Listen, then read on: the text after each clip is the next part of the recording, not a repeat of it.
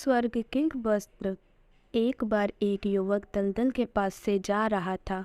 अचानक उसे लगा कि कोई दलदल में फंसा हुआ है। वह युवक वहीं रुक गया और दलदल के किनारे तक गया। निकट पहुंचने पर उसने देखा कि कीचड़ में एक हंसनी फंसी है और उसके पंख में एक नुकीला बाण घुसा हुआ है। उसकी ऐसी दारुण दशा को देखकर युवक का हृदय पसीज उठा। उसने उसको दलदल से निकाल दिया। थोड़ी देर बाद वह हंसनी पीड़ा से मुक्त हो गई। उसको पीड़ा मुक्त देखकर युवक ने उसे खुली हवा में विचरण के लिए छोड़ दिया और आगे चल पड़ा। एक रोज रात बड़ी सुनसान थी। एक तारा भी आकाश में दिखाई नहीं देता था। युवक अपना कमरा बंद किए कुछ काम कर रहा था कि किसी ने उस दरवाज़ा खटखटाया। युवक ने पूछा, कौन है? मैं बहुत विपत्ति में हूँ, क्या आप मुझे एक रात यहाँ ठहरने का स्थान दे सकेंगे? एक पतली और करुण आवाज़ में किसी ने कहा। युवक ने दरवाज़ा खोलते हुए कहा, क्यों नहीं, ज़रा भी संकोच की बात नहीं है। आइए, आप भीतर आ जाइए। युवक के सामने एक बहुत ही सुंदर युवती खड़ी थी। युवक ने उसे देखकर हतप्रभ रह गया। वह बहुत गरीब था। उसके पास ना बढ़िया बिछौना था, ना गुदगुदा पलंग, ना बड़ा कमरा। उसने दुखी स्वर में कहा, देखिए, मुझे बहुत दुख है कि मेरे पास आप जैसी सुंदरियों के लिए अच्छी जगह नहीं है। क्षमा कीजिए, मैं आपकी कुछ सेवा नहीं कर सकता। मेरे यहाँ तो आपको परेशानी ही होगी। यह आप क्या कह रहे हो? मैं तो कहीं भी रह सकती हूँ। मैं तो एक मामूली लड़की हूँ, मधुर स्वर में युवती ने कहा। आखिर उस युवक ने आदर और लज्जा के साथ उसको अपना छोटा सा कमरा दे दिया और स्वयं एक कोने में सिकुड़कर सो गया। अगले दिन प्रातः काल जब युवक गहरी नींद से जागा तो उसने देखा कि लड़की का पलंग खाली है। वह घबरा कर उसे देखने के लिए गया तो देखा वह रसोई से में भोजन बना रही है। वह एकदम चिंतित हो गया। उसकी वाणी मूक हो गई और वह जहाँ का तहाँ खड़ा रह गया। द्वार पर खड़े उस युवक को देख लड़की ने मुस्कुराकर उसका स्वागत कर अपना सिर झुका लिया। उसको मुस्कुराते देखकर युवक कांपते स्वर में बोला, आप क्या कर रही हैं?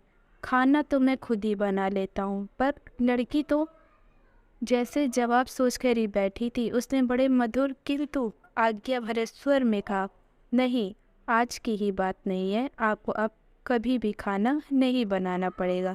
आपके लिए और बहुत से काम हैं, आपको वे करने होंगे। यह सुनकर युवक को हैरानी हुआ।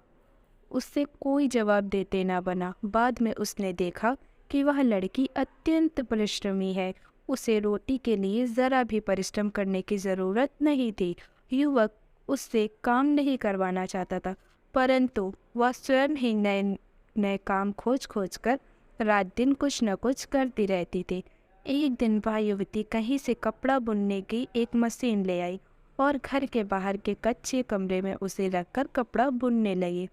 उस लड़की के हाथ के बुने हुए कपड़े बहुत सुंदर, पतले और मुलायम होते थे।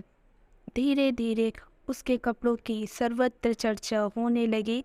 यहाँ तक कि लोगों में यकीन फैलने लगा कि यह किसी स्वर्ग की परी के बनाए हुए हैं, क्योंकि और कोई इतने सुंदर कपड़े बना ही नहीं सकता था।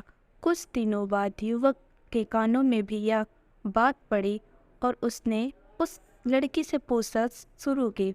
लड़की को जब पता लगा कि लोग उसके बनाए हुए कपड़ों को देवी कपड़े समझने लगे हैं तो उसे बड़ा हैरानी हुआ और उसने युवक से कहा, आपको मेरे इस आग्रह का पालन करना होगा कि जहाँ मैं कपड़ा बुनती हूँ वहाँ आप कभी नहीं जा सकते।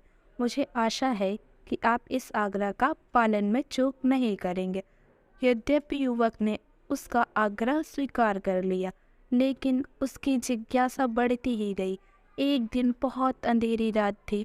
युवक चुपचाप उठकर कच्चे मकान की ओर गया और कमरे के अंदर घुस गया। देखता क्या कि वहाँ वह युवती तो नहीं, परंतु एक हंसनी अपने शरीर के पंखों को उखाड़ उखाड़ कर कपड़ा बुन रही है। ऐसे दृश्य को देखते ही युवक के मुंह से चोर की चीख निकल गई। चीख सुनते ही हंसिनी ने अपने शरीर से पंखों का उखाड़ना बंद कर जैसे ही पीछे देखा, युवक हैरानी से उसी की ओर देख रहा था। युवक को देखते ही वह गंभीर हो गई और कुछ रुक कर बोली, मुझे अपने इस रूप पर बहुत ही लज्जा आ रही है। मैं आजीवन अपनी इस कुरूपता को किसी को भी दिखाना नहीं चाहती थी, परंतु मैं इसमें विफल हो गई। अब मैं आपसे कुछ भी नहीं छिपाऊंगी। मैं वही हंसने हूँ जो एक दिन दलदल में फंसी हुई व्याकुल हो रही थी और आपने दया करके मेरी रक्षा की थी, मुझे जीवन दिया था। आपका ये उपकार मैं कभी नहीं भूल सके।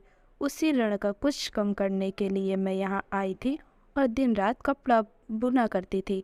अब तो आपको सब भेद मालूम हो गया है, कृपया करके मुझे विदा कीजिए। यह कहते ही वह आकाश में उड़ गई और बादलों से भी आगे चली गई।